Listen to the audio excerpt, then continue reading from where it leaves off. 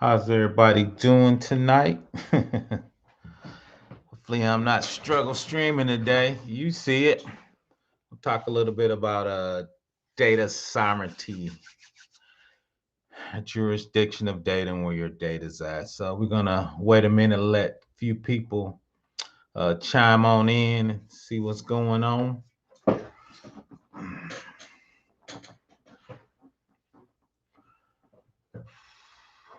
Happy Hump Day.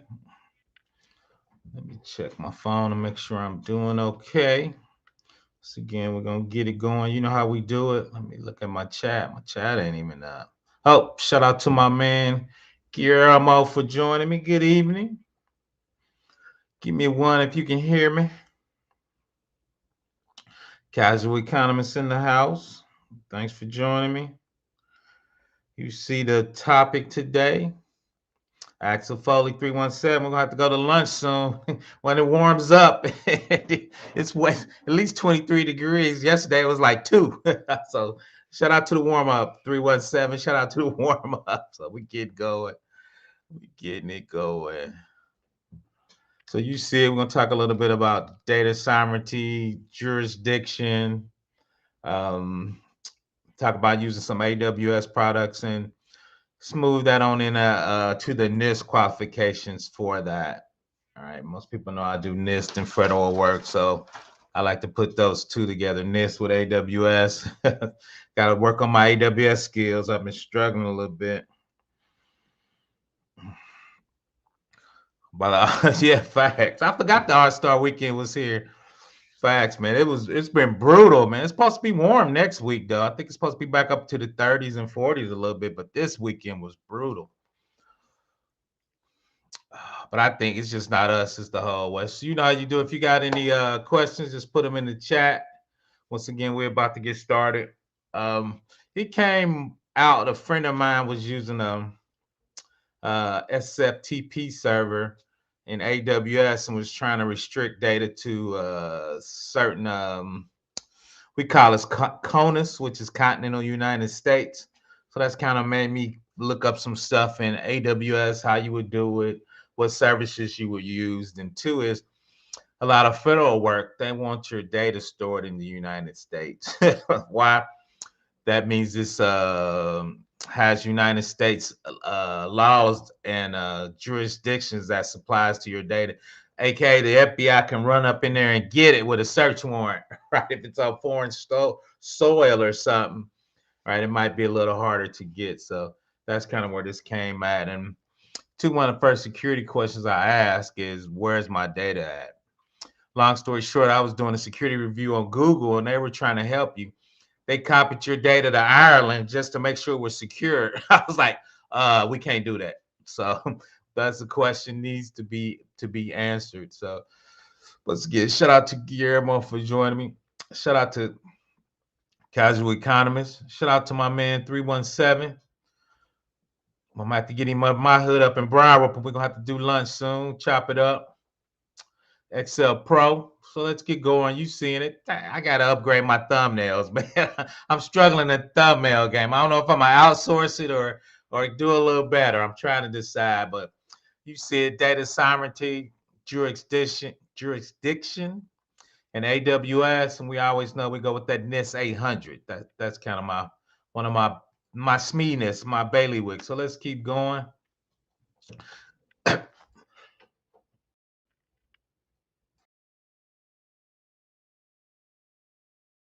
So let's get to it. What is data sovereignty? Data sovereignty is the idea that data are subject to laws and governance structure of the nation where they are collected. Where they are collected is, where is your data collected? What's up, Aiken? The concept of data sovereignty is closely linked to data security, cloud computing, network sovereignty, technology sovereignty.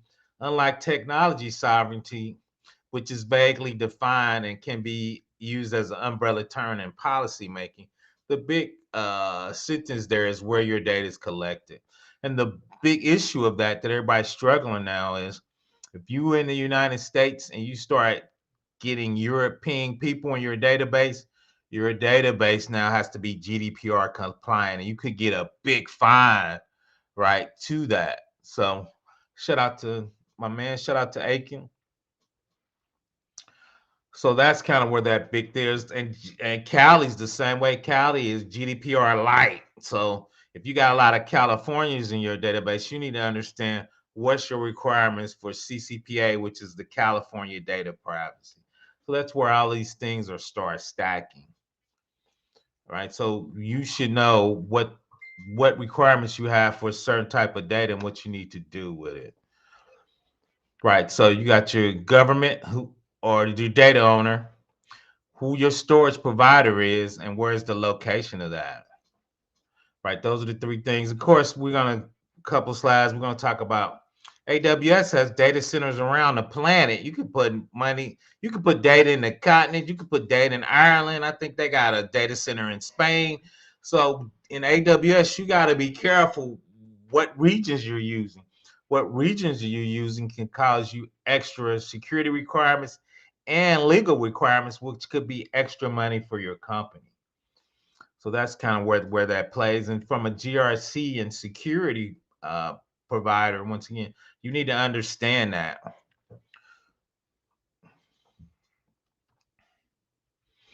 Once again, those are just data centers around the planet where your data can be. Once again, each one of those continents and countries has their own data privacy requirements. The continent, I'm about to do a video on data privacy. I think it was Kenya just came up with some new data privacy laws, right? So if you're doing work on the continent, what does data privacy look like in Africa, right? We know Africa's not as 52, nations there. It's not one big nation. So each one of those can have their own privacy laws, right? So that's where they're coming. This is my favorite one, AWS. Each one of those green dots is a data center, right? So you see all those data centers, and depending on where you have them, once again, you have privacy laws that's going to actually be required for those data centers. AWS spans 105 availability zones with 33 geographic locations, 12 more availability zones, and 4 more regions in Germany, Malaysia, New England. What else they saying? New England and Thailand, right? So shout out to Thailand. Shout out to the passport bros. They're out there doing their thing. I had to request Zscaler. Oh, stop. I had to request Zscaler stop blocking ChatGPT at work due to foreign country block. Cloud sources are all over and over what could I change to flag. No, that's true. That's a good point. Like I said, I was going to look at Route 53, which is AWS DNS, and like you said, when you connect, it sees. And I got a diagram, so it shows you what country is hitting that DNS. So that DNS, I can block. I can accept certain countries, continents, and even states in the United States. So now you're right, man. You gotta be up. I had to request Zscaler stop block chat work through the foreign.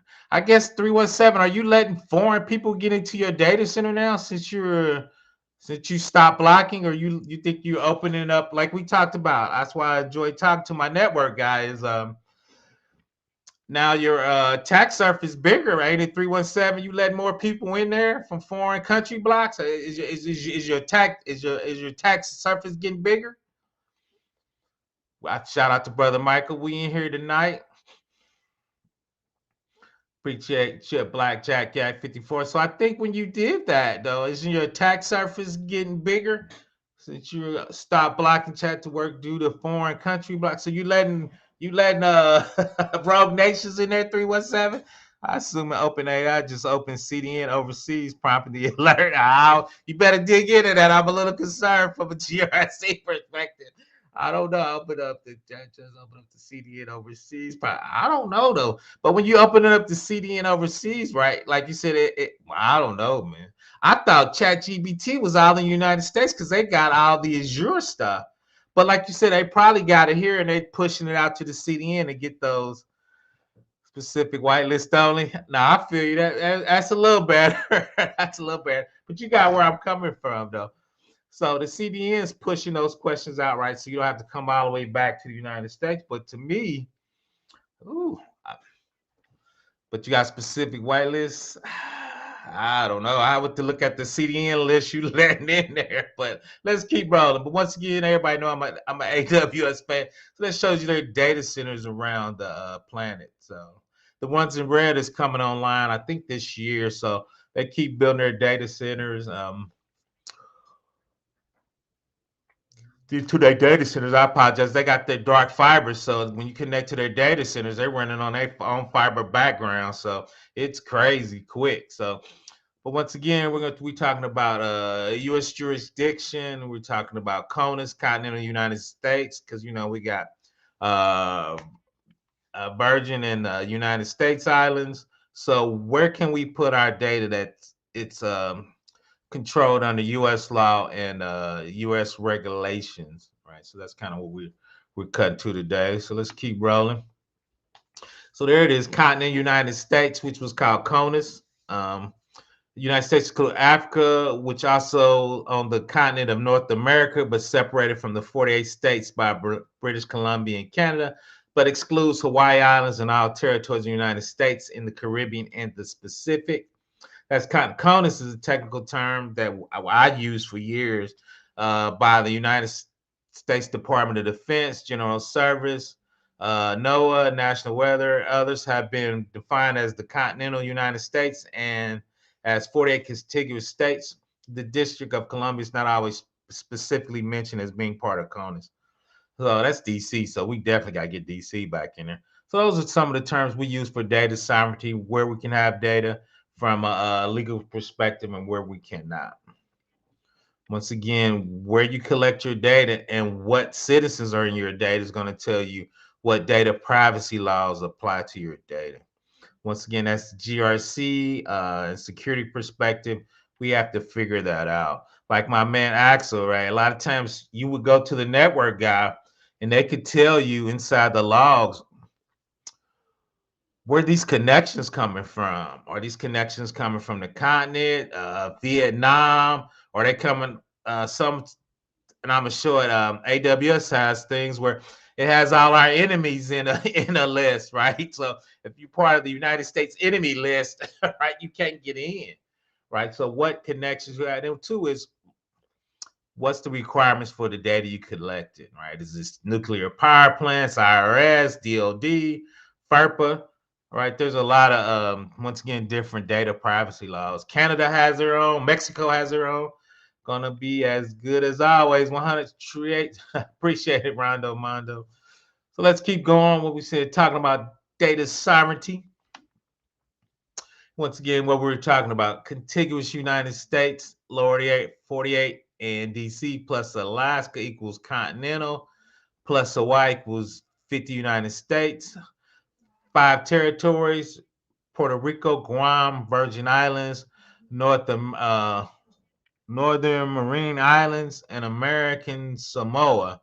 Non-minor outlying islands equals the United States, right? So sometimes when you talk about contiguous, CONUS, 50 states, territories, what does that mean, right? So sometimes you got to make sure everybody's on the same page when you're talking about data sovereignty. Basically, is where the location of your data and once again where you putting it at.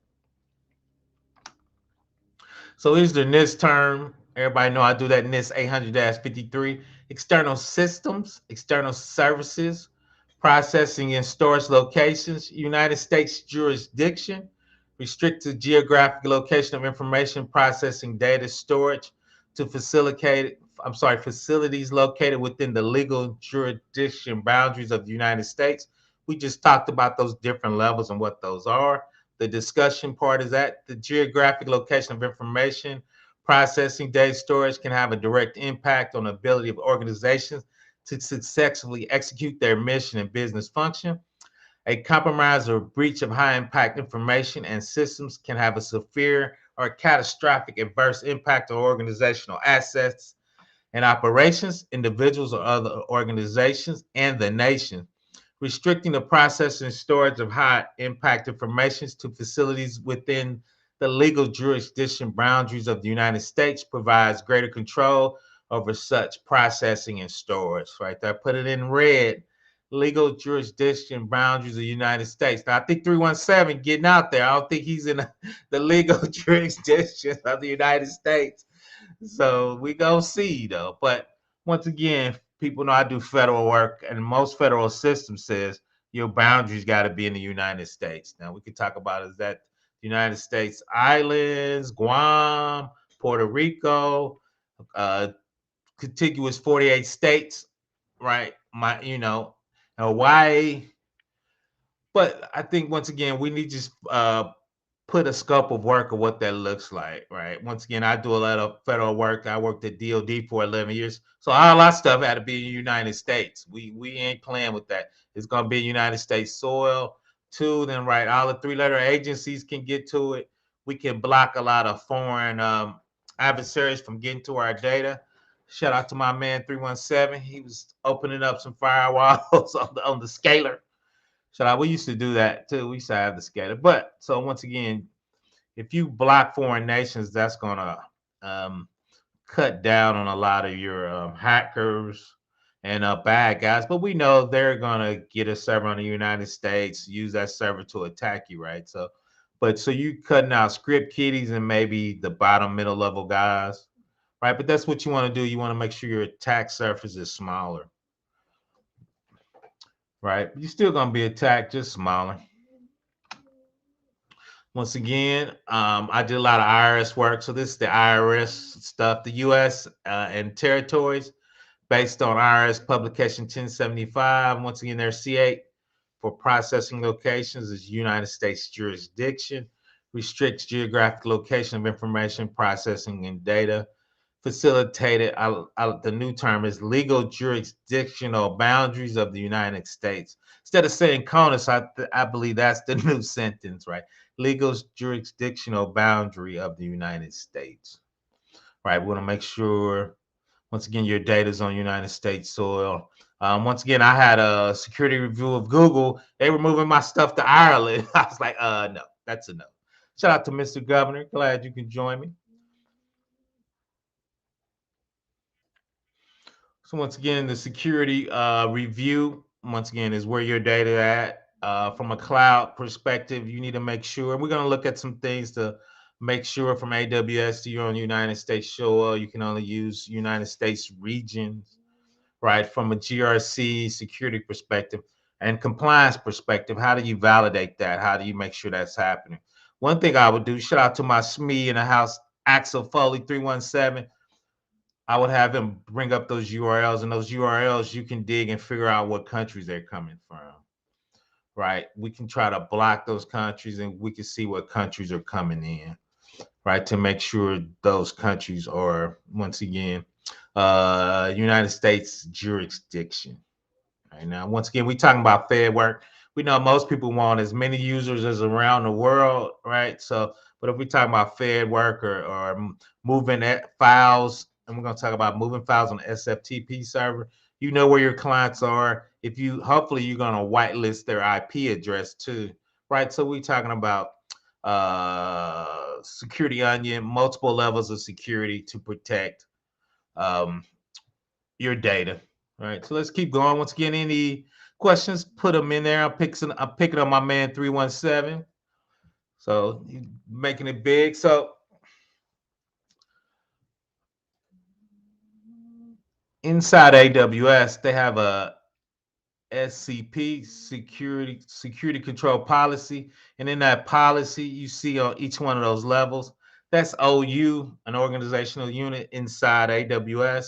So you set up your teams, your production, your testing, and in there you can put an SCP. In a SCP, you can say you can only use these regions within the United States. All right. So as a compliance guy, one thing I try to get the tech guys is, can we get these SCPs on there? Then I know you can only use these certain regions that we agree upon. Now, they could be all the regions of the United States, right? And Hawaii. I don't care. But if we use these tags on these OUs, especially in production, really, I want them on all your OUs. I don't want my development staff getting hits from anywhere else. But a lot of times, hopefully, if you get them at the top, they'll flow down to the rest of the unit. So we can put, once again, all the regions inside that OU at the root. and it'll flow down to the rest of them. So once again, we want to control where the data is going, controlling where our developers going, controlling who can get into uh, our AWS infrastructure. And the ways to that is service control policies. All right. So once again, what's up, Ty? Glad you could join me. So just pick it up. Once again, if you got any security questions or IT questions, put them in the chat. Don't have to be specifically about this. We can pivot and come back. Y'all know how we do it. So once again, AWS service control policy or type of organization policy that you can manage permissions in your organization. SCPs offer essential control over maximum available permissions for all accounts in your organizations. Helps to ensure your accounts stay within your organizational access control guidelines. That's what we're trying to do. What is our organizational access control guidelines? We want to put guardrails. I hate that term. That's an AWS term. Guardrails around there. SCPs are available in an organization that has all features enabled. SCP aren't available if your organization has enabled only consolidated billing features. For instruction to enable CP, SCP, SCP alone are not sufficient in granting permissions to your accounts in your organization. No permissions granted by SCP is defined as guardrails or set limits on organization that account administrators to delegate it to IAM roles, effective accounts. The administrator may still attach identity-based or resource-based policies to IAM user roles or roles to in your account to actually grant permission. The effective permissions are a logical intersection between what is allowed in SCP and what is allowed in IAM and resource-based policies. Right. So once again, it just like it says, tells you what you can grant permissions to. Sometimes people can override it, but from a GRC perspective and a compliance perspective, those SCP put guardrails on your organization, what you can and can't do. Right. So let's keep going. I think this is actually pretty short for me. And this is the one right here. You see the users coming in. You got CloudFront and application load balancer. That WAF right there, web application firewall. You can set user traffic from OFAC sanctioned countries. So if the country's sanctioned, we can block it with the X. So right, OFAC is a government term, a general term. I mean, those are enemies of the United States. So you see those coming in. Also, with your SQL injection, cross-site scripting, WAF's doing all that. So if you're coming from a sanctioned country, you will be blocked and wouldn't be able to get to the EC2 or to your infrastructure. Right. So that's kind of where that's coming in. Your standard VPC. So once again, you could go through your CloudFront, which is CDN. Shout out to my man 317. That's what he was talking about earlier. Then your application load balancer can show which one do you want to go to your on-prem or do you want to go to your AWS infrastructure, right? You can control both of that with CloudFront and application load balancer. Once again, from a GRC privacy engineer, I'm trying to think of all the jobs where that come from. FedRAMP, right? All those compliances. You set these up once again to make sure you're following those NIST, and we just saw the NIST compliance checks, right, to make sure we're in there. So let's see real quick. As a start pointing to the walkthrough, we created a list of embargo countries based on the information published by the Office of Foreign Access Control of the United States Department of Treasury. OFAC sanctions and restriction varies in scope. OFAC does not maintain one single list of embargo countries. OFAC imposes additional restrictions on doing business with certain individuals and entities that are not covered by the embargo sanctions list. Let me move my big head out the way, put it at the bottom.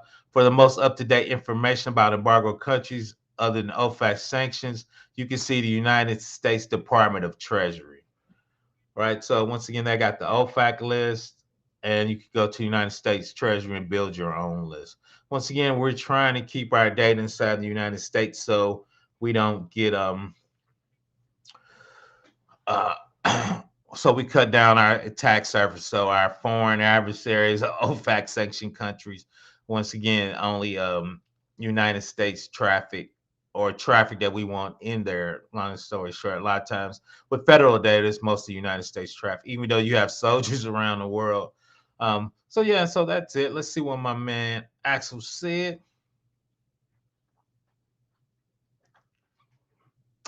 Yeah, it's yep, it is at a high level. What usually the Stig said, and I will need to double check it.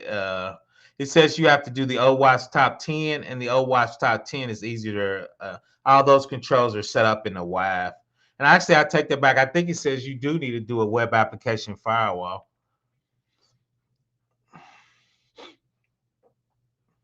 So yeah, it tells you, I know in the application text, the application Stig checks, application development, you have to be for the OWASP top 10. And you can see it right there in the second list. SQL injection, cross-site scripting, cross-site forgery, so a lot of those traffic type things,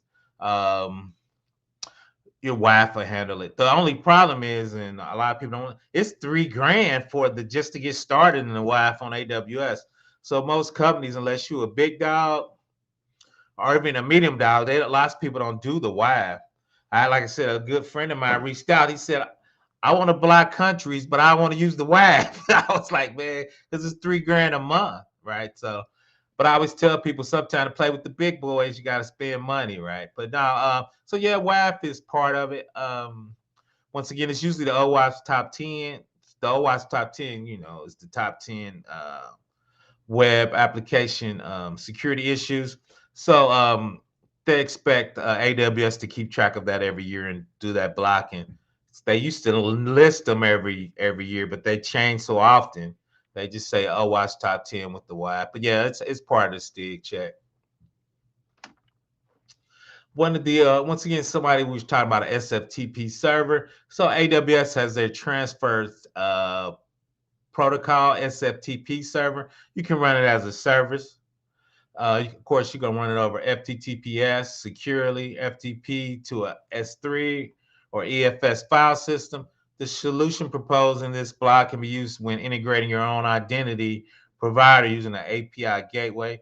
So right there with the API gateway, once again, if you can do username, password, or other connections, you can run Lambda. Then you could actually use your Lambda to handle, which I don't like, rolling your own security. A lot of times we were doing passwords, we were doing one-way hash and MD5 and then syncing them up. But now there's just so many ways to do it. If you use an endpoint only enabled in SFTP, uses service managers of identity SS keys, this solution cannot be used with the following diagram.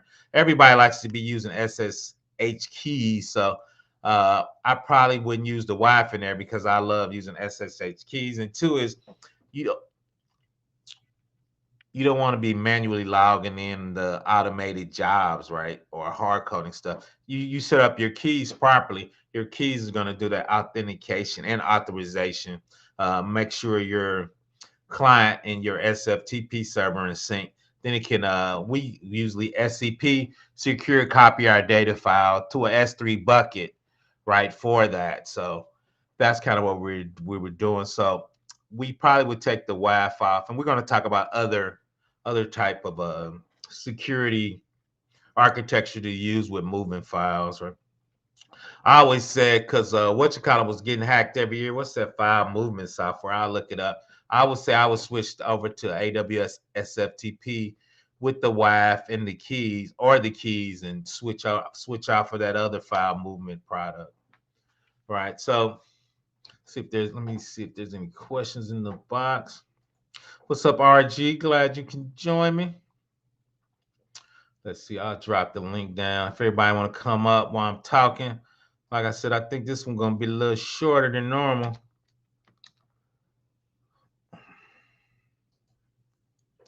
Let's keep going. So here's the using Route 53, which is the DNS. So you got geolocating at the top. So if you see the green, that's United States traffic. We will let them in. European traffic, we would send them somewhere else or actually block it, right? I would actually block it if it wasn't United States traffic, right? So that's probably what we would use. And DNS is super cheap. So let's read it real quick. Geolocation routing policy is used to route traffic based on a geographic location from where the DNS queries originated. The policy also sends traffic to resources in the same region from where the request was originated. It allows to have site affinity based on the location of the user, right? So that's what we're trying to do.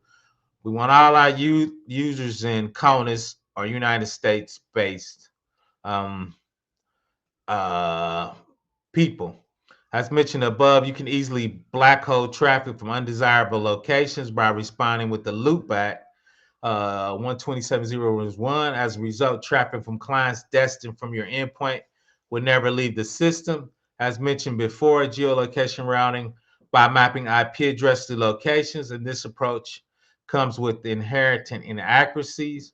There's a better approach would be to direct blocked users to a static website,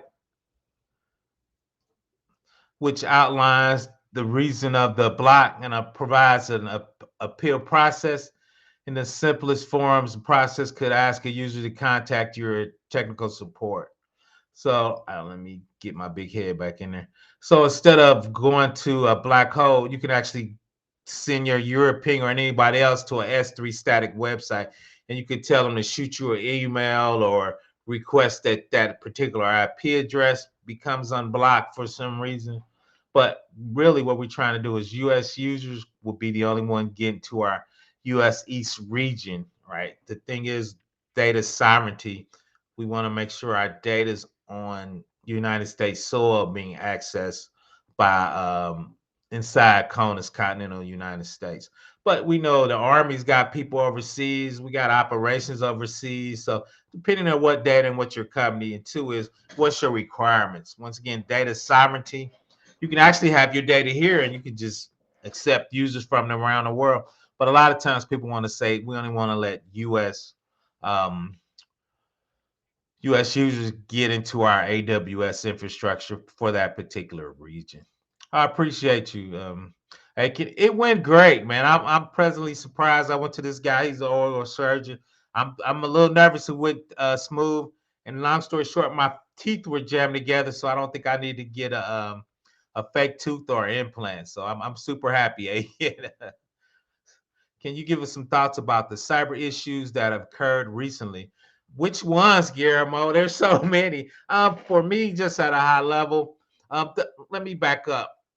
There's been a ton of um, real estate companies that give out loans getting hacked. So I thought that was a weird one. For me, I just think that's the world we live in. Everything is connected. It's an easy way to make money, Guillermo, especially if you're in a country we don't like, we don't have any extradition. I just think it's going to continue to escalate. And the not cool thing, the thing that people don't realize is the big countries can always put boots on the ground and come and get you. But if I'm a small company, I could poke you in the eye a lot of times, right? I don't need a big army. I need about 30 or 40 smart guys, and I could cut your lights off. I could make your nuclear power plants have problems. I can attack you. So I think that, Guillermo, with the easy way to get money and how sloppy we are with cybersecurity, I just think this uh, just a prime target for that. What about VPNs? Can nations use? Oh, yep, you can use those to circumvent the VPNs, and that's an easy way to do it. So yeah, VPNs getting around those. Yeah, they getting a little better with trying to track the source of VPNs. But if you go to Tor browsers, they rotating servers around the planet when they get in there. But VPNs is definitely a way to get around it. Shout out to my man Addy. Go check him out. Definitely teaching you about that audit life. I'm showing you the IT audit life. He's teaching you the other parts of auditing, but it's kind of all the same once you roll up on the client. So definitely go check him out. What about local governments? Oh, they getting tore up, Guillermo. I was just talking to a young lady. She's working for municipalities. Um, a lot of the bigger states are actually let their security team reach out to local governments and municipalities to get help, Guillermo. They don't have the budget or the expertise, and they're getting plastered. So yeah, so the bigger states are actually getting Fed money to help local governments and municipalities.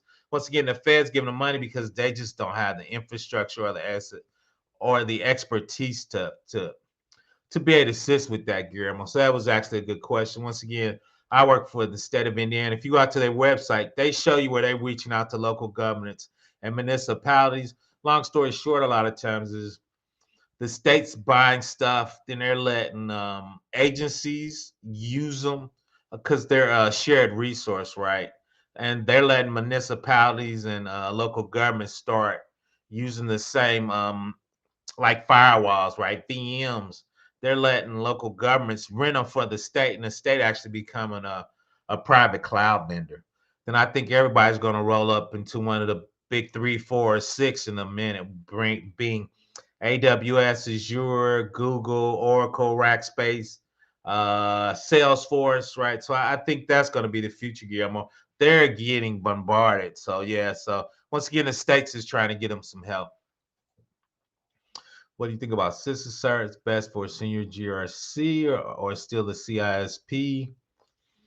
It's weird. I really like CISA, but if you go Google it, most GRC, I see most of them asking for the CISP, which is crazy. But I think, to be honest, I think you should get both of them. But if I had to pick one over the other, um, I think the system one's going to make you a better auditor. But if you're talking about getting jobs in the bag, CISP is still the biggest one, man. So that's why I said both. You going for the bag, I would go with CISP. Because if you go out there and put CISP in Indeed, put CISP in Indeed and put CISA, I bet you P comes up a ton more. And even from a GRC perspective, which is weird, people just respect the CISP, and I think it's a management test. Of course, I'm complaining and I don't have it, so I need to get back on my studying. I don't know why I'm struggling to get motivated. Once again, let me put the link. You don't have to, but I'm gonna drop it if you want to come up. So let me keep answering great questions. Let's keep going. I'm starting not to believe there's a million person cybersecurity shortage just being used for big talk point excuse to replace workers with AI. I think both of those are true. I think why don't you think it's a million short? I guess I can because can't nobody get hired and now the gatekeepers are blocking. But if you go out to Indeed and LinkedIn, man, you put security in there, you put CISP in there, you put GRC. It's like a crazy amount of jobs come up. It's just political. Oh, AI is gonna replace, but I think those two are kind of working together. I think AI is gonna be the AI is going to be helping with the shortage, right? So there's so many open jobs. When AI take them, right? Nobody has those jobs, so you're not going to have you won't have to lay people off. For me, I think the shame is I think there's so many people who deserves to be in cybersecurity, and the gatekeepers are blocking people to get into cybersecurity. Me and my boss was going around before I left the state. I actually kind of get him to change his mind. I was like, dude, we train everybody before we let them touch anything, right? You make me train them. So right, so why are you scared to try somebody when we train them? Then especially from a GRC paperwork, shout out to 317. He's configuring the firewall. If he mess up, everybody gets in. I do paperwork. So why can't we let him in GRC, right? A lot of GRC people do paperwork. I like at big companies. I put in tickets to 317. Shout out to Axel Foley. He's the network SME in here. I said Cisco needs to be doing um, a BGP protocol, right? He sets that up, right? I need to make sure we're using encryption and we're not doing authentication passwords in a clear. It needs to be encrypted, right? Or we need to be doing these protocols. We need to take these two out. They're insecure, right? Axel Foley 317 is gonna make those changes, not me. right? So, like we were talking about the WAF, right? I didn't make the changes. The cloud engineer makes the changes to the WAF, not me, right? So, especially from a GRC perspective, and I think that's gonna be my mission going is kind of keep banging that drum, right? I think once again, I think gatekeepers aren't letting people in. I think there's a ton of job openings, even though there's people getting laid off, right? I think we're going to that cycle, but there is, and he just said, especially from a municipality and local government, they're starving from talent because they don't pay well. I had a good friend of mine reach out to me for a local government. He goes, he wanted me to come as a coach. He's like, dude, I can't get close to what I make, right? And it's not like I'm making Fang or Google money either, right? So let's see which is better work. Which is better to work for, federal angle or state? If you just starting out, state's the better angle. The state number one is the pay's low. I ain't gonna say low. The pay's not as good as the state, but the state starving for talent. The state usually has because they getting federal money, so they got all the big technology, and they usually have consultants in house that they got federal money that's going to help train you at the state. A lot of times, depending on what federal agencies, they kind of want you to hit the ground running. Once again, DoD, they wanted you to be at a certain level, consultant or employee. Even though I train a lot of employees, so if you're learning child, once again, I think the state, I think they let you get under your feet. They work with you a little more. They understand what this is. They understand that about 3 or 4 years you're gonna leave because they can't pay you at a certain level. So I think if you just starting, I think state would be the better play for that. Let's see. Maybe having local management go utilize cloud servers in order to secure it. Yeah, I think that's what they're going to, Guillermo. But once again, is you still got to have that skill level, especially when you migrating to the cloud. They can't afford that talent. That's why they struggle. But they definitely need to get to the cloud. So I think that's why the states are going to the cloud. Then I think they're going to grab the municipalities, the local municipalities, and the local governments, and let them come in with the state, right? And I think they're going to try to come in as a package. I see a lot of states doing that. But now I think even the states and the government, they need to just go to cloud. The security is just much better in the cloud. Let me roll a little bit on this next slide. Let's see. And two is old school Linux right there, IP tables. So you can put actually what IPs you want to put, because there's a file you can buy that has all the United States IPs and states IPs. You can actually put them in IP tables in Amazon or Red Hat, actually on the whole system, right? I don't, which is cool, but if an intruder was coming, that means he got all the way to your whole system before you blocked him. I don't like people getting that deep into my infrastructure out there. If you see that internet, and we were talking about our DNS from AWS, we could block them out there before they even got in our firewall and got in our infrastructure. But if you had to, you can actually. I think it was like $100. It wasn't that much. So what I would do is do the DNS and buy those IP tables. And actually, when I built my AWS from automation, when I built my Amazon Linux, I would just put these tables in there, bash file when it starts up. So I would actually be blocking them in the DNS and actually blocking them on the whole system, right? So if I didn't want to spend that WAF money, so once again we want to do defense in depth. So I would do the IP tables, firewall rules. Once again, we're trying to block everybody that's not on United States soil, and you could do that with IP table rules, right? It's just a local firewall, right? On Amazon Linux, which is definitely a fork of Red Hat. You could put those rules in IP tables. So once again, I will have them in my IP tables on my host and out of my DNS, and I will be blocking them once again. Defense in depth. That's what you want to get. Open VPN is probably the best as far as configuration authentication for going on the net. but at times it's slow, but you are secure. That's cool. That's cool. Uh, Salute. Game over. Glad you can join me. See what Ty got for me. It's a very strenuous process towards getting into cybersecurity, especially from inside the Fed. Plus, skilling up is taking a long time to gather. Yeah, but you're 100% right. I think we're overdoing that, though. Right?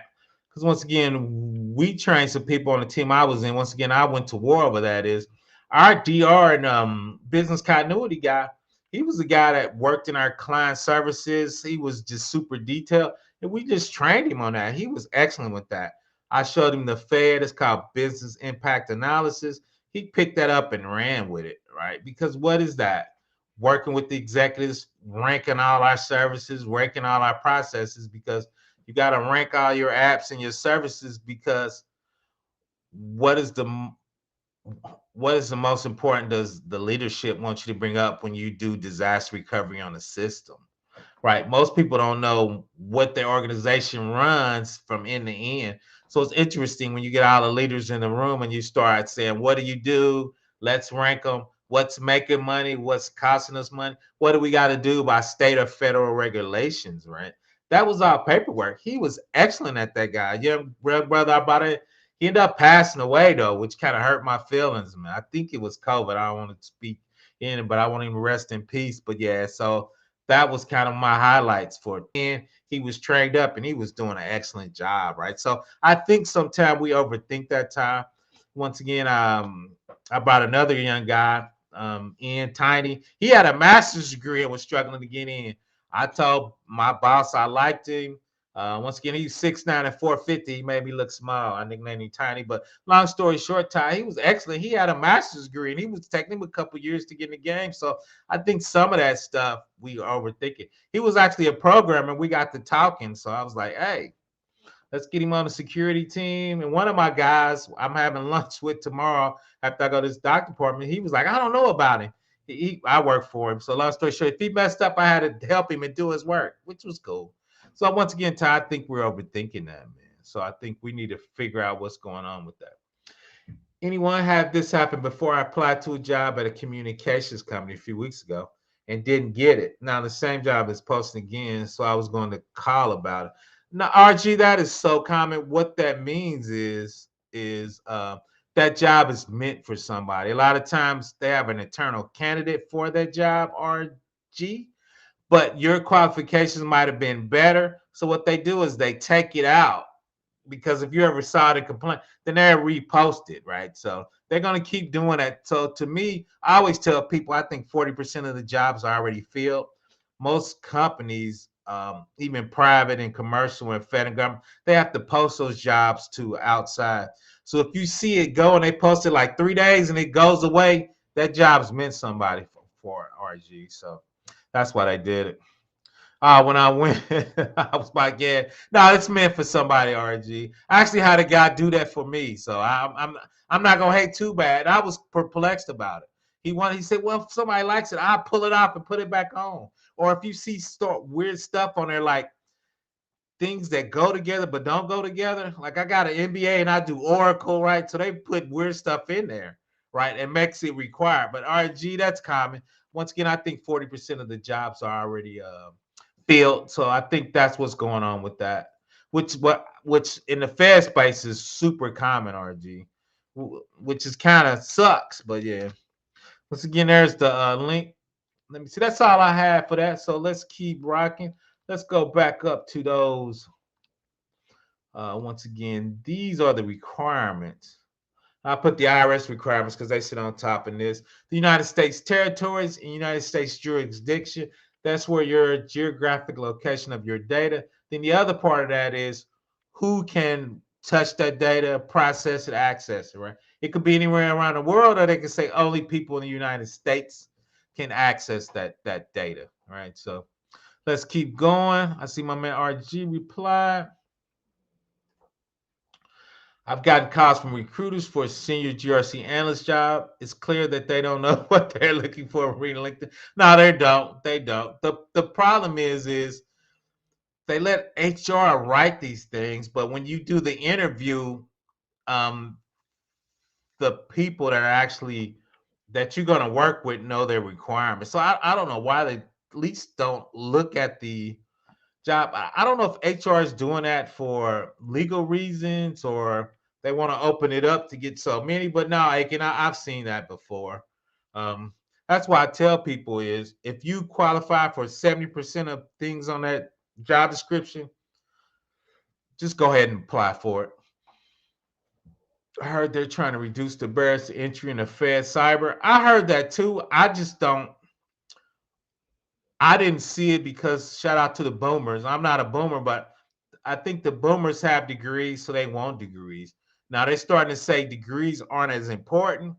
But what happens is so many people, especially for remote jobs, so many people apply for those jobs that has degrees, they use it as a cutoff, right? So even if you're looking for a junior person, people with degrees are trying to get in. So they, especially if it's remote, right? That's why I tell people if you first start with sucks, you got to go into the office because you're gonna cut out 97% of your competition. I ain't gonna say lucky, but when I got my job, 300 people applied for it. It's crazy. I was on Indeed. It shows you how many people apply for it. So if you're trying to get a remote job, it is crazy out there. Good luck for that, Guillermo. If you're trying to get you one, I think it's reducing, but once again, so many people are applying, all right, and so many people getting certs, and so I think it's kind of almost like grade inflation, right? Then you got the gatekeepers adding their 2 cents on it. So that's my 2 cents on it, Guillermo. It's a numbers game now. Search lab, portfolio, entry level work. Oh, that's it. That's it. The problem is you're 100% right. Depending on what you're trying to get into, people with degrees are trying to trying to pivot into GRC and cyber, and I think they have degrees. But once again, like my man, if you're a million short, though, right? The problem is we just recently started letting entry level people into cybersecurity. When I got into cybersecurity, everybody in there was 35 and over, right? Because they were worried that if something happened or you got hacked, right, you would mess it up. So entry level is just really getting into cyber. So I think the boomers, and I'm even trying to get a grasp on how do you use entry level talent in GRC, which is a lot easier, especially cybersecurity. Right, Axel Foley, you doing the networking, right? So you talking about a Cisco guy, CCIE, or you don't want a CNA, you got the security. So if you want him to have a higher level Cisco cert, that's at least 3, 4, or 5 years to get those higher level Cisco certs to start doing the security part of your network, especially for a bigger company, Axel. Chime in on that, Axel. That's what I see when I was at the state. Right. So they have senior guys that have been forever that they let do the security piece. They didn't let younger guys do the security piece. I thought the older guys should be training the younger guys, but those tickets go to level 3 on the networking team. Right. So when we're talking about VPN and setting in firewall rules and CCNA and Cisco, especially, Cisco be $250,000. They just don't let anybody touch it anymore. Axel, what's your thoughts on that? Here, so let's touch the high points again real quick. Like I said, just a couple people asked me questions for data sovereignty jurisdiction. We talked about handle that in AWS. We talked about a couple of services. Of course, we looked at the NIST 800-53 requirements. Right? People know I'm on about that NIST life.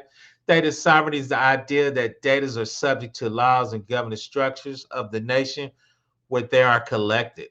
Concepts of data sovereignty is closely linked to data security, cloud computing, network sovereignty, and technology sovereignty.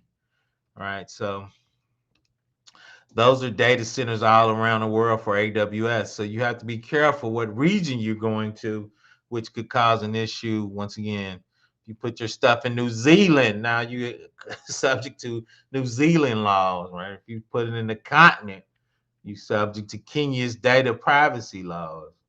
PETA, I think, is Canada data privacy laws. So you as a GRC person needs to be familiar with different data privacy laws at a high level, so you at least know where to look them up to figure out what the requirement is if we start taking European users into our database and it falls under GDPR, right? So that's kind of where that stuff plays in from a data perspective. Oh, let me keep going. I had extra use. Let's see. That makes sense. Thanks, PBO. Yeah, it sucks, man. Like I said, I've seen that a lot at a DOD when I was there and at the federal level.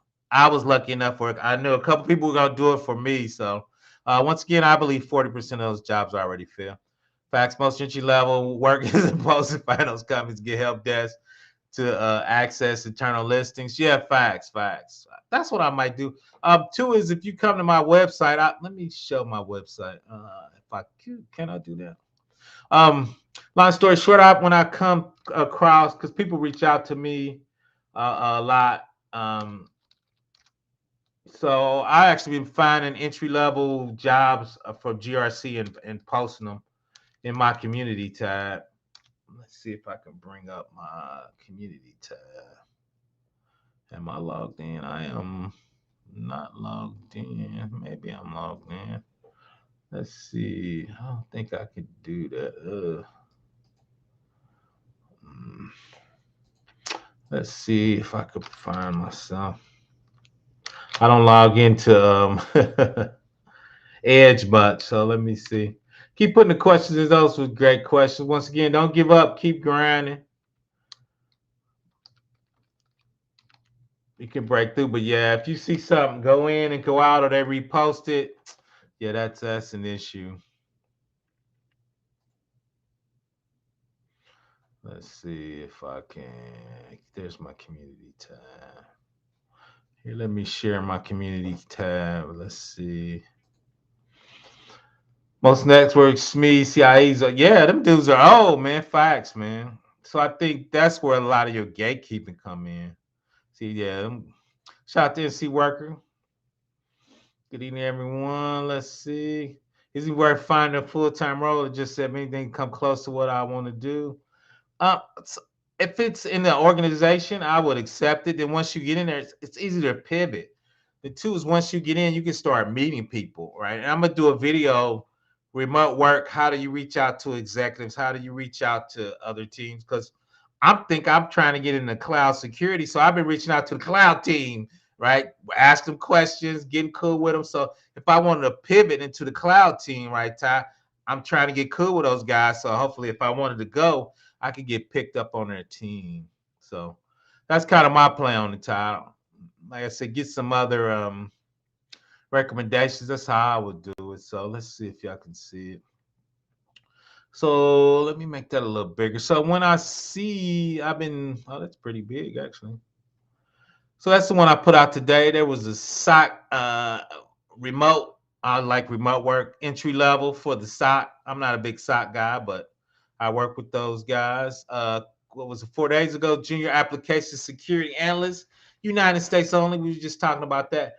55 remote full-time entry level. You see it right there.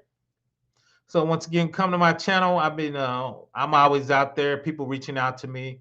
So if I see stuff, I'm posting into my community tab. Shout out to my man Tech G. There's another security analyst intern for 2024 for Visa. They had a couple internships. There's another 2024 internships right there that was coming. I think that's Indeed. Yep, Indeed. If you look at 24 internship, business continuity, recovery internship. So 3 weeks ago, Okta had some unemployed tech workers, veterans, and a military spouse could get some training. There's another junior level Indeed specialist right there. So PBO trying to find some jobs for you. If y'all want to go on my community tab, go check it out. Especially I know people entry level internships are super hard to find. So I've been putting a few out there. Let's see. Let's keep going. No, I don't give up, Ty. Yeah, I would pivot, find something, getting on a company and keep it moving. Let's see what my man Blackjack get. I'm going to start applying a lot again soon. Hopefully, I have a much better chance now that I have acquired a cert recently. but I had just skills and a degree. I need to work on my portfolio. Yeah, I think you in there. What you trying to get into? You trying to get into GRC? You trying to get in cloud security? Business business continuity recovery. The domain is so big. Okay, shout out to you. I'm about to do a little more Azure because I took a new position and I was doing AWS. The company I work for, they do all Azure, so I like I got to start getting a couple Azure certs too. Yeah, I'm thinking about that 900 myself. So once again, go check out my community tab. I got some entry level jobs in there, and once again, some internships if that's what you're trying to find. Come back and check. I'm trying to find at least some every week. I'm trying to find at least one entry level, junior level job to put on my community board. So once again, I know people trying to find remote work. You see that right there, SOC analyst, tier one, trying to get it. So now, Blackjack, keep rolling. That's what you need. It seems difficult because people aren't moving. It seems not moving. Pivoting this far is difficult, which means I have to tolerate a roll. Oh, facts on that, man. Facts. I'm just happy where I had a decent role until I could pivot that I kind of like just was looking something better. But I understand if you're not happy, that's a whole different ball game because that starts getting to your mental health if you're not happy. Junior system admins, remote knock joins, always hiring. Most beneficial 6 to 18 months of your career. Don't no, that's facts to that. What's up, Addy? Hey, what's up, man? Do you hear me okay? Yeah, you crystal clear. How you doing, man? Doing all right, man. I'm just checking in, man. I know you got the IT stuff going on, but I just wanted to at least come through, show some love. Yeah, it's all auditing though, man. IT auditing, it's all auditing, man. At a certain level, we gotta do the same thing. So, the weird thing is, and I'm glad Addy mentioned that is, and a lot of times Addy does, you do, is financial. A lot of times, part of the financial audit is No, how no, you. mine's is pension plan, Okay, okay, pension. So but it like you said, it's all the same auditing yeah, principles. yeah, No yeah, matter what agency, I could go work for the IRS, I could work yep. for Deloitte, I Oh could yeah, work for an IT company. We all in the same. We all do the same things. right. But two is even the pension plan and financial things. A lot of times they ask is how do people get access to the accounts? So they come ask IT, how are you onboarding and offboarding people, right? So a lot of times those financial questions from auditing comes to IT because they were trying to figure out how we doing electronically, how we keeping track, are we logging what people doing into the account? So a lot of that rolls over to IT from the regular audits because once again, I worked at Indiana State Board of Accounts used to come and ask us all kind of financial questions, but they wanted to know how people get access, how do you outboard, how you onboard, if somebody get hacked. So a lot of those financial questions ends up as IT questions. So And that's facts because even like with my job, I messed around and put a thumb drive in my work computer. My ooh. IT was on my butt like instantly, like they wanted to fire me. I was like, "Yo, if you look at it, it was literally in there for it was in there for less than a minute." But they don't play that type of stuff. So Yeah. like you said, when it comes to IT, like the viruses and the scams and the fake emails from companies that you work for. I mean, it's real big. Oh, facts, man. And we, like I said, who you blocking? What are you letting thumb drives in or not? Who gets in it? Long story short, we had 1,400 people, only about 10 people could put a thumb drive in. We had, because people still bring them in. Oh, people might need you to look at some documents. So we had like a couple supervisors could do it, but it wasn't a lot of people. Yeah, yep. And that's exactly. And I think the funny thing, it was like a work thumb drive because like back in the day when we used to do audits and stuff, and we used to travel, we used to use a thumb drive. But like you said, I remember I was listening to you earlier. It's all about the cloud now. Yeah. Cloud has the most protection, especially if you're working for the government or any type of major corporation. The cloud is what you use. I mean, even on my phone, I use iCloud.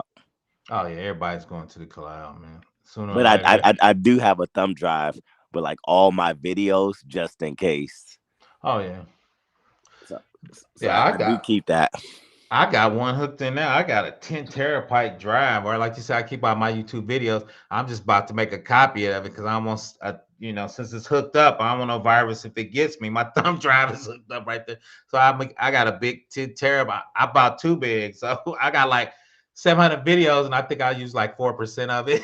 So Okay, yeah, because I think I got a 2 trillion byte, yeah. and I mean that's it. But I just started YouTube. Well, I'm about to be a year, like in April, I think, April and May. Okay. So Okay, you rolling it. I think this is my second year, going on my third year. Is that my second year? So I just made it to 3K. I appreciate all my subscribers. I finally got to 3K, so I'm inching it. I'm inching to it. So congrats.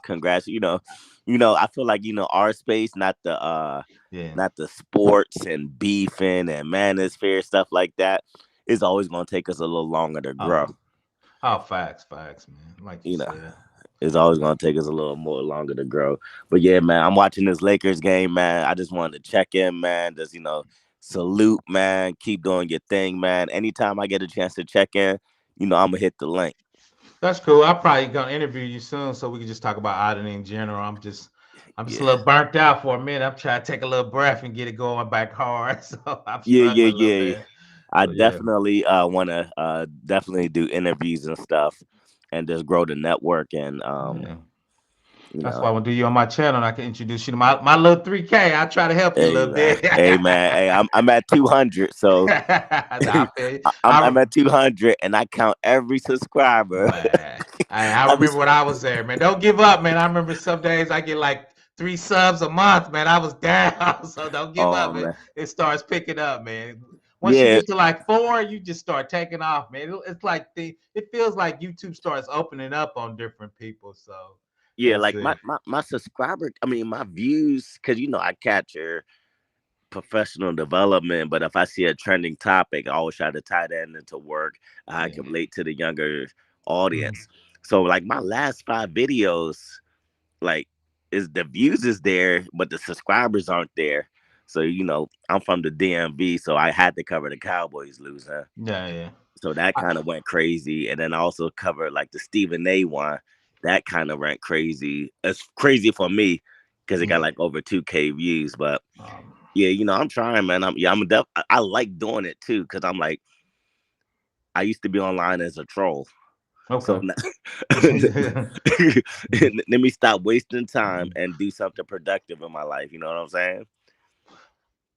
Yeah, I mean, I think that's it. And for me, even though I don't have a ton of subs, I got an interview with AWS because of my YouTube channel. It was a $300,000 job. Shout out to TechRX. I didn't get the job, but I got the interview. So I get people asking me to do side work and stuff for my channel, and two, just the amount of people I met. So was on my channel, even though, like you said, from that money part ain't huge, but just my connections and just me helping me professionally it's just profound, to be honest. Yeah, and I feel like the channels help keep us sharp too. Oh yeah. Like my customer service and my speaking, and just now, like my whole goal is just to use my auditing experience and my YouTube channel to go to a company and be like, hey, I got these many subscribers on YouTube. Let me talk to your staff. That's pretty much it. Like I'm not tripping about the YouTube, how many subscribers I do have. But initially I wasn't tripping, but Yeah. as I'm growing, I feel myself getting better and Oh. I'm getting more confident. Like I like doing videos. Yeah. I tell you what helping me that I didn't do this time is most time I go live on LinkedIn and YouTube. Hmm. Uh, I've a couple people asked me to do speaking engagements online or in person in Indiana just for my YouTube channel. Say, oh, you want to come speak to my org? More for cybersecurity and local like user groups, but my people are asking me to speak more. So That's what's up. That's what's up. And what I'm saying? You get paid. Like I don't know if you got kids, but I got young kids, so I'm just trying to find ways to pay for college. oh, facts, man. I got one kitty grown, man. I'm old, man. I just had one. I'm done. Man, I'm trying to get my retirement on it soon. So that's my goal. Yeah. I'm Man. old too. I'm old too. I ain't, what I'm saying I'm pushing. I'm turning 40 in Okay, okay. February, so I'm getting up there. I got some grays in my beard now. But you did it right, man. I had my son when I was 18. So yeah, so I just had one. I was done after that, man. So Oh the only yeah, good thing is he grown now. I got grandkids, so I'm trying to get my retirement type so I can call it a life, man. man. That's what's up, man. That's what's up. That's what I like to hear right there, man. No Long term, man. arguing, no No, beefing, no no. doxing. You The just crazy thing building. is, well, I tell people too. That's why I'm not talking about relationship. I'm talking about tech. I'm not arguing with anybody in panels. You grown, do what you do, man. I'm old. Just let me know. I'm gonna support you any way I can. I just said I ain't doing none of that in 2024. So Facts, facts, facts. Same here. I'm just trying to keep it. Everybody's different, yeah, so I can see everybody's point of view, just like in real that, life. that's So how I I am. try to keep my YouTube and my real life. I try to keep it as consistent as possible Facts, facts. because I don't want to be like you said, that professional who's online, the biggest gangster in the world, but Monday through Friday, they're the CEO of this corporation speaking positivity, but when they get home, they're a super thug or something. It's crazy. Yeah, yeah. People be doing that dual life though, man. Yeah, yeah. I mean, I feel them though, but that's it, man. But yeah, let me go ahead and continue to watch this game, man. I I just wanted to salute you, man. Keep doing the good work. Do I have your emails on your page? I'll definitely reach out to you yeah. because Go to my I'm definitely bow. ready to start doing interviews and Okay. and and doing stuff like that and continue to grow the network. Yeah, do that. Reach out to me on my bow page. It's on there. Okay, all right, take care, man. All right, I'll take care of you. All right, peace. Let's see what my man Blackjack says. Start as a blue teamer. I love blue team. That's what I do. Pen testing is fun. I already did that stuff in the lab. That ultimately is what I want to do. Like many things, I wouldn't mind GRC start, but I want to learn technical stuff. Yeah, that's kind of I do blue team. The crazy thing is I went the other way. Like I programmed for 10 years. I was a DBA. I was a web admin. So I did a lot of technical stuff before I got into GRC. The only thing is pen testing. Shout out to my man Tyus. That's a specialized skills. When I was at DoD, like I did light pen testing, but when we did a professional pen test, we worked with a consulting company. So I don't see a ton of jobs with pen testing. Once again, unless you're working for a consulting company, where if you do straight blue team GRC, most government agencies have that. I don't see a ton of government agency having pen testers on site. Not trying to dissuade you, Blackjack. Yeah, just kind of give you my perspective. I just don't see a ton of pen testers, even though my man Alpha Cyber, shout out to him. I know quite a few guys that are in that pen test, guys that are excellent at it.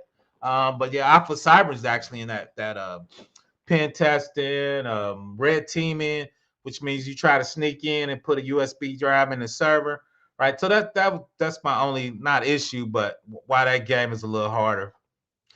Once I'm a cybersecurity analyst, you'll see I want to get pen testing first and work my way into it. Now that's cool.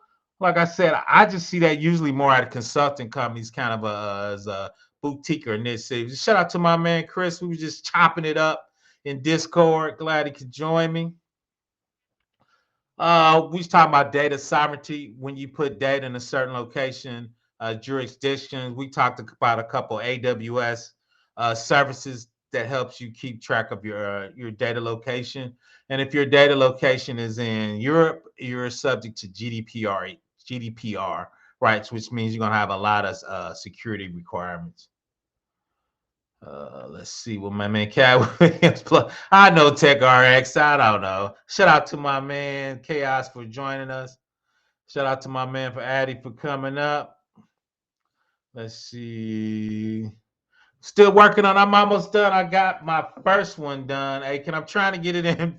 I'm trying to shoot for February to be honest.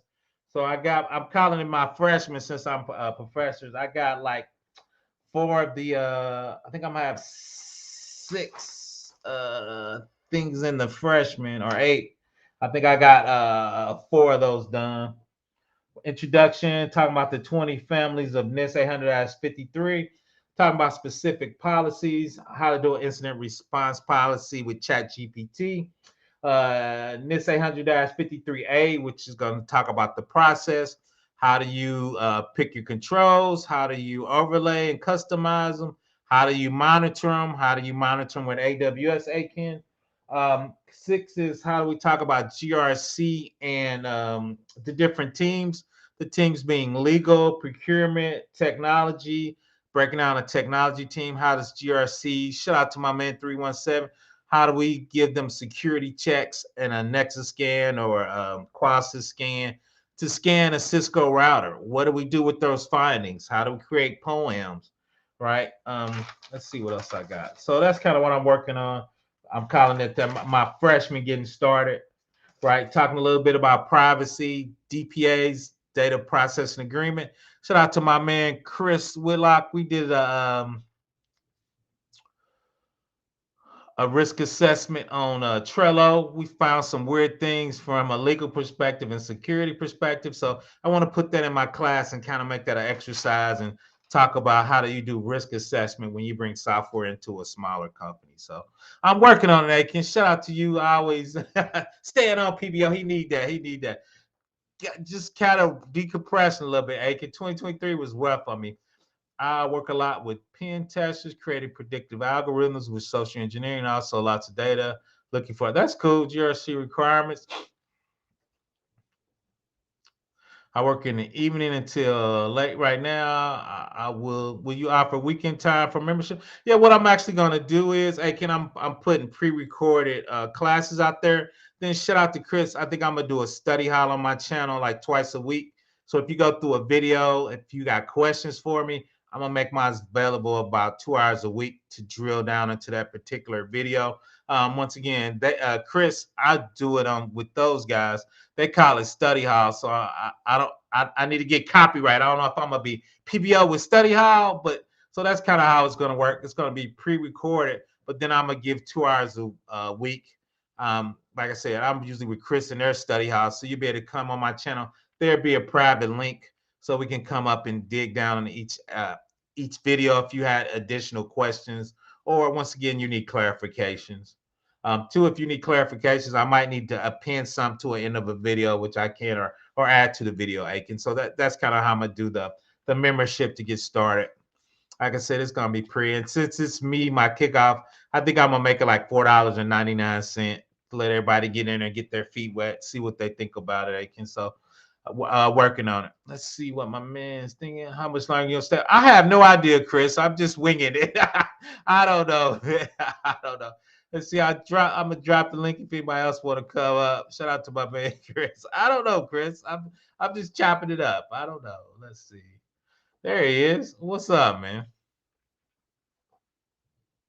Chris, I can't hear you. What's going on, man?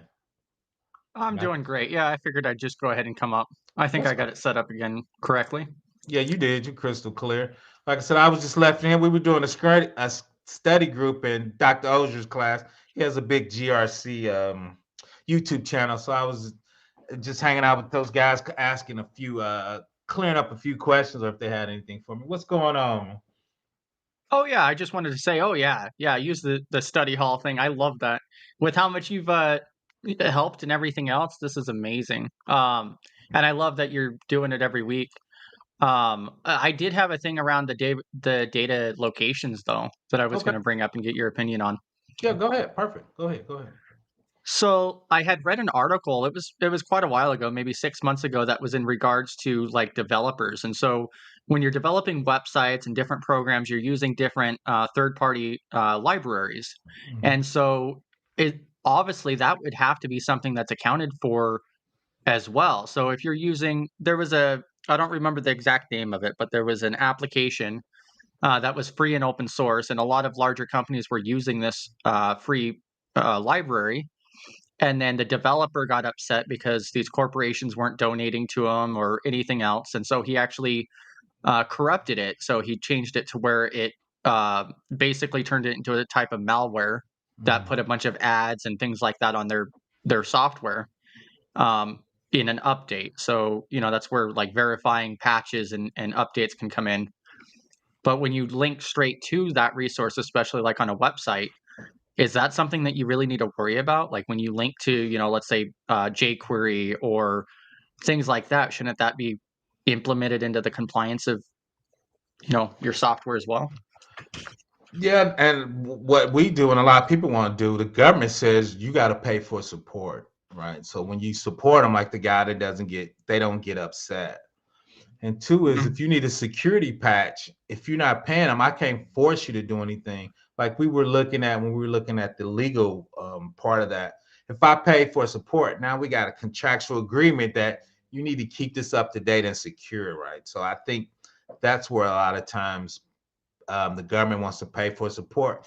And a lot of the big organizations like Oracle that use those open source people, they're now putting some of their programmers in an open source things to help them make sure they're more professional and to double check to make sure they don't think like that. So if you got three dudes in the garage, we're not using your widget, right? So you need to have a professional organization, GitHub. We need to be able to check. Hopefully, we can do our internal scans with our software to check your software to make sure there's malware. So that's kind of how we get around. Where I think your average programmer or small company, if it looks good, they're going to take it. Now you got to be a certain size. You got to be known. We're going to check your CVEs to make sure if you got them, you fixed them in a timely manner. So that's part of the process of the review we were kind of looking at that you would do for the open source part and the widgets you're taking in. Okay. And so with the data sovereignty, when you're utilizing third party software or libraries or resources, is that something that you would have to disclose? Like if you work with a company or you're doing a compliance audit or making software, uh, is that something that you would have to include into an assessment Yeah. somewhere or verify it? Like, oh, this software, this library came from China or Japan, or like when we're talking about sovereignty. Yeah, you would have to do it. I'm looking and I think in R5, I think they got open source questions in there. I'm gonna look it up while we're talking. But yeah, they have because from a federal perspective, big company, you got to have an open source policy, Okay. procedures about how you're going to do that. Like I said, I work for a large company. We scan everything that's open source and we push back on a lot of that. When I work for the state, we tell those guys, like I said, it's got to be a certain size. And two is we want you to have support. And a lot of the bigger software open source guys, they were doing support from for the smaller stuff too. So like Spring is Okay. a big Java thing. They would do stuff for little smaller widgets that they were putting inside Spring. So yeah, you would. Yeah, there's a. I'm looking and I think there was a whole open source inside 53. Yeah, and that's why I was wondering, is because in my mindset, I would think that that would be something that you want to include somewhere and keep Yeah. track of, because that Yep. that would be considered equivalent to a vent or a supply chain. 100%. So, 100%. Because if you look when Log4j got hacked, they had people were struggling because it was embedded in everything and it was like three dudes in a garage. They were pretty good, but a lot of people didn't know it was embedded in software because they bought software and they didn't know what all the components of that software were. So that was a huge thing. So now we trying to figure out that you have this particular software and it's embedded, right? yeah. Yeah, I think that's something that a lot of people seem to either not get, or I'm really curious if it is somewhere. Like you said, that there's some type of open source Yeah, I'm looking at reference it. to it. So, I'm about to show it real quick. Let's see. It's in there. oh yeah, I'm definitely looking forward to the membership from PVO as well. I know I got to get on it. So you see my Next month? screen? I'm trying. I'm trying to get my freshman out with about 10 hours in it. I need to let's see. Did I share that? Yeah, there it is. You Yeah, I see your shared it. screen. Yeah, let me make what size I got it. Oh yeah, that's pretty good. So you see right there, that's data mining.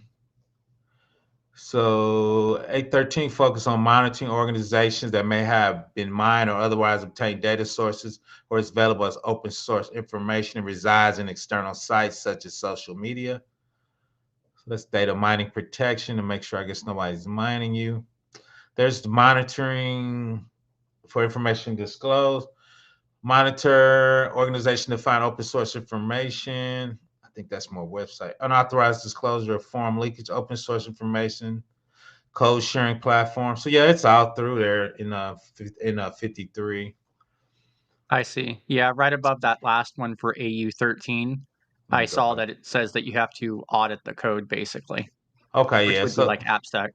yep. So you gotta have something in there to keep track of. So it's all over there. Nobody ever does it though. So that's the cool thing when you work for the feds, you get to do. And two, this is even a lot of government agency was struggling with open source. But once again, this is R5. So yeah, open source reviews are in there. How do you do it? And I'm sure probably in my course where I'm gonna have open source policies and procedures, because once again with supply chain, I think that's a huge void people aren't taking advantage of. Shout out for Chris. I was chilling out with them in the study hall. What size monitor you rocking? Doing? Oh, I'm old, man. I just regular 17. I don't have no big rig anymore, Axel. I just look at a few like we doing. I just look at a couple PDFs like me and Chris do. I'll be doing that with the executives. Let's go over our open source requirements for this 800-53. Like, so once again, they laugh. I've been doing this forever. I'm like, I know it's in there. Let's go look at it, right? So once again, I might do a video on this. Let's cut out pieces of that in 853. Let's see what the requirements are. Let's see that you have to have AppSec. Let's see you have to get scans. Let's see you have to get support. Then too, like we were doing, we want to look because open source has different licenses, and depending on what licenses, some of those licenses are kind of funky. So for open source, so what license are you using? Can you reuse the code? Can you just do the binary? Can you make changes to it? A lot of times too, some of those guys was writing, if you use that open source code, that means they got access to your code because you was using their proprietary open source. So once again, Chris knows we got to make sure we read that legal part to figure out what we signing up for when we're using these different open source products. You want to chime in anything on that, Chris? Yeah, I think that would be a great video to go over as far as open source, where that comes in with GRC and with the 53. That's something I haven't dug into, and that's an important part. It's very popular to be used even in enterprise these days. Oh, Everybody's using open source. yeah, and like I said, it's how you like I said, I just work for a big company, so we were really drilling down at, and with the legal perspective in the IRS, they were really kind of, once again, that supply chain, we started kind of digging a little more into that. So yeah, I might do that open source, once again, policy procedure, cover the 53 things we were just looking at a high level, drill down in that.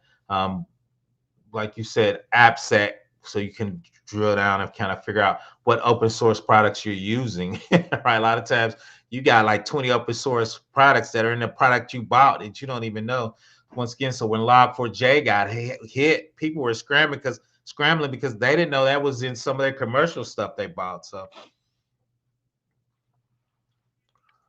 Yeah, and especially when you're looking at like cloud platforms, I can see that being the biggest issue.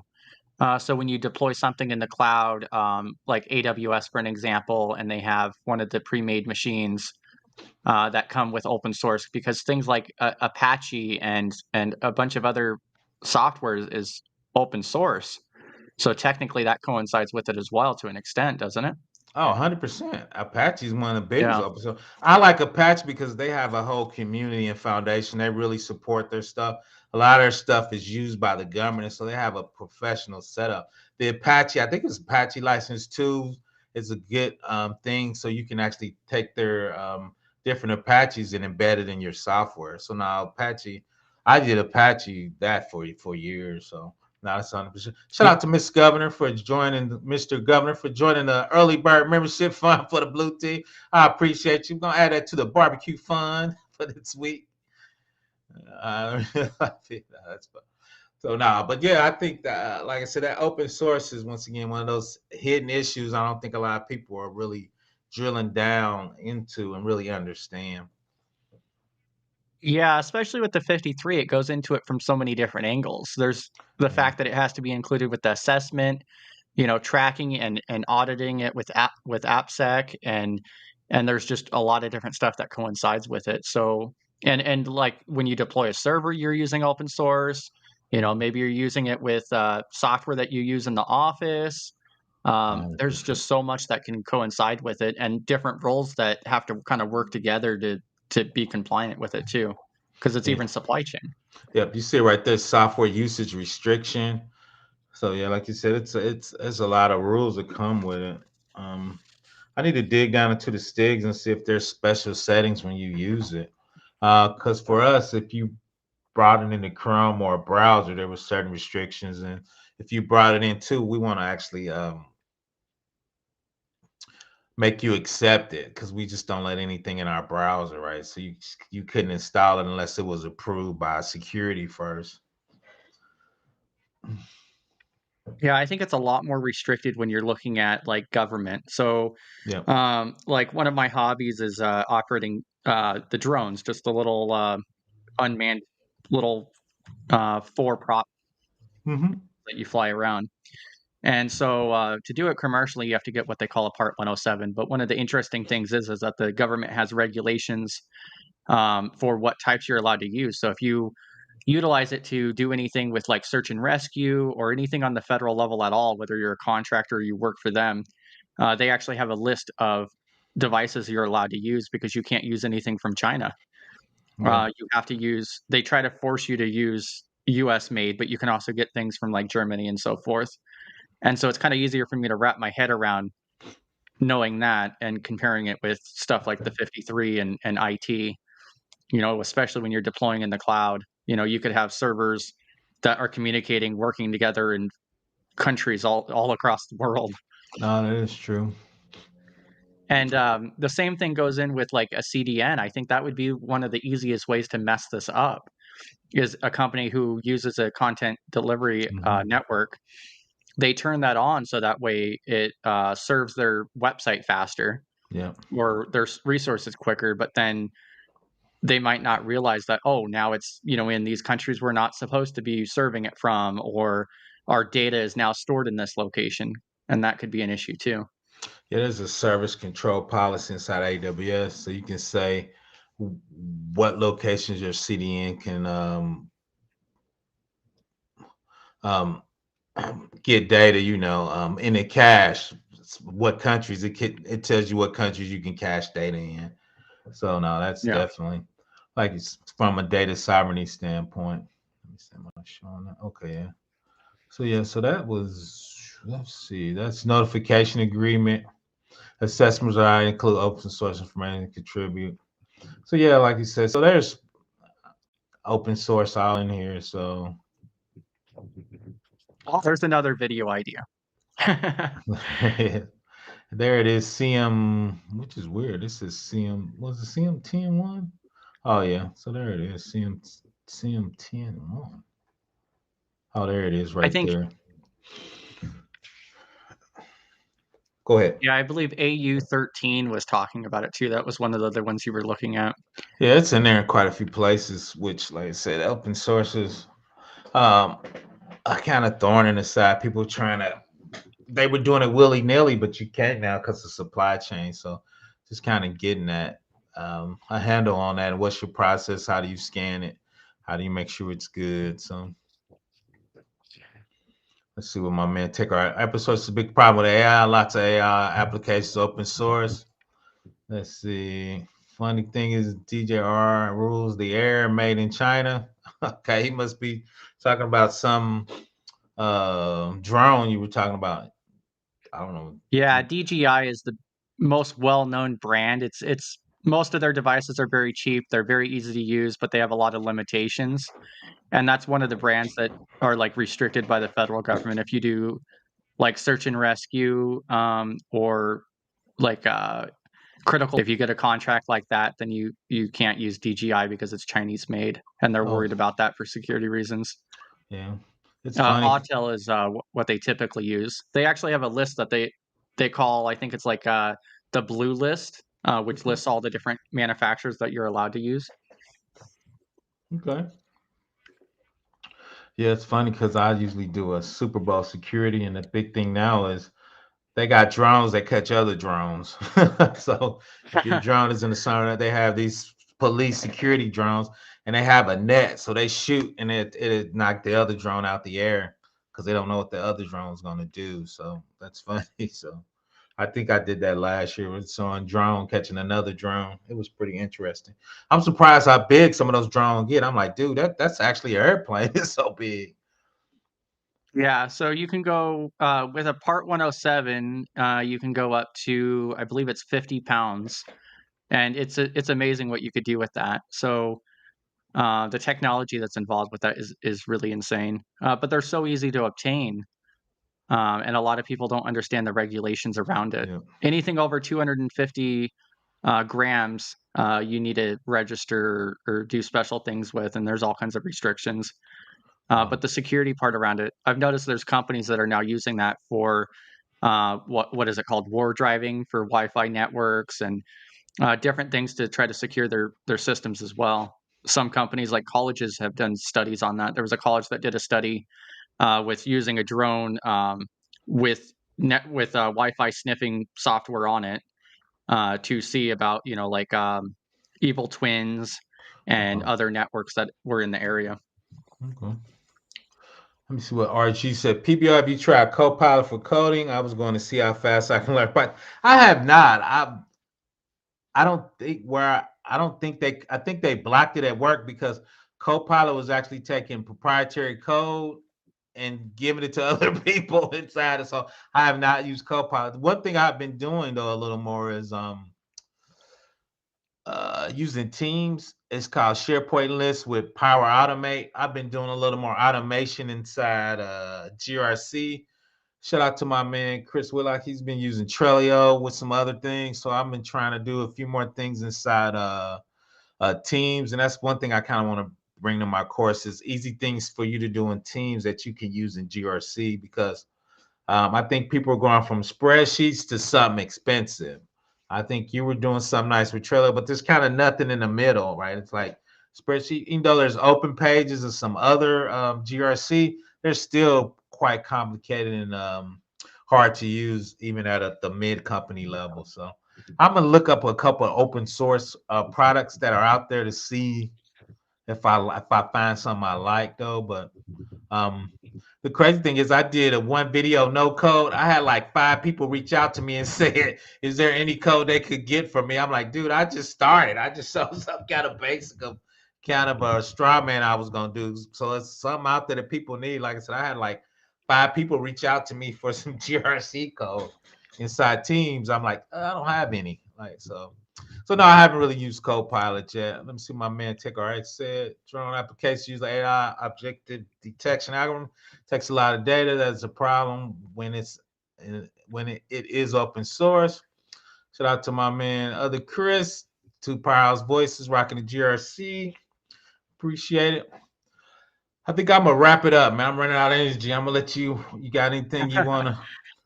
I'm like, oh my god. You're not even at the 2-hour mark yet. I was with a job for an hour before I came home. That's 3 hours now. Go ahead. Oh no, you're good. You're good. Yeah, just I really appreciate all the content that you put out there. I look forward to the course, and I could definitely see you putting out a bunch of other courses that coincide with it. So Yeah. you said you were expecting that sometime next month, right? Yep, I'm pushing for it. I'm like halfway down. I just gotta get some energy, man. I'm running out of gas for some reason. So yeah, I'm getting there. Like I said, it's kind of my since I'm a professional, I was gonna have a freshman, sophomore, junior, and senior, then have them like build on the top of each other. So Yeah, I'm really interested in learning about like the teams aspect that you were mentioning as well with those courses. But yeah, thank you very much. I appreciate it. You have a great evening. I'm sure I'll see you in study hall soon. Thanks for joining. Once again, it's Professor Black Ops. I'm glad everybody joined me tonight. Just reach out if you need anything. ProfessorBlackOps@gmail.com. I appreciate y'all supporting me. I'm about to happy hump day. I'm about to go to sleep. Oh, people about to go to bed. At least it's a little warmer here in Indiana. It's at least 22 instead of 2. It's been like 95. Appreciate you, Chris. Thanks everybody for joining me, Professor Black Ops. Please subscribe. I'm out. Thank once again.